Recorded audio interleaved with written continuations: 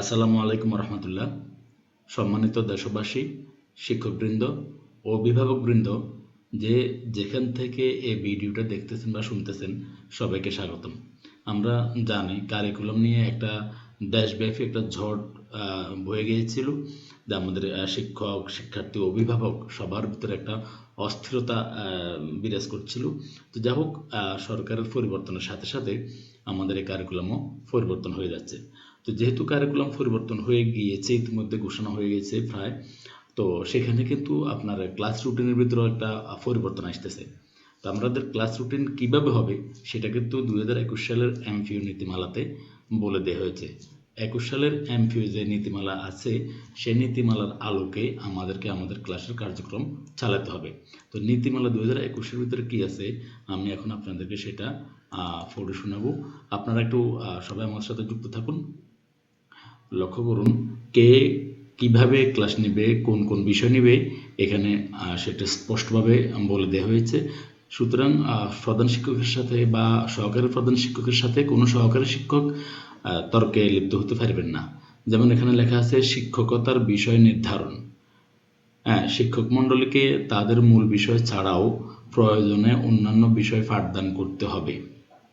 শিক্ষক মণ্ডলীকে তাদের মূল বিষয় ছাড়াও প্রয়োজনে অন্যান্য বিষয়ে পাঠদান করতে হবে। শিক্ষকদের ক্লাস বা পিরিয়ড বিষয়ভিত্তিক ক্লাসের চাহিদা অনুযায়ী নিরূপিত হবে। শিক্ষকদের ক্লাস বা পিরিয়ড বিষয়ভিত্তিক ক্লাসের চাহিদা অনুযায়ী নিরূপিত হবে। তাছাড়া মাধ্যমিক পর্যায়ে প্রতিটি শিক্ষকের ন্যূনতম অপর 2টি বিষয়ে ক্লাস নেওয়ার দক্ষতা থাকতে হবে। তাছাড়া মাধ্যমিক পর্যায়ে প্রতি শিক্ষকের ন্যূনতম অপর 2টি বিষয়ে ক্লাস নেওয়ার দক্ষতা থাকতে হবে।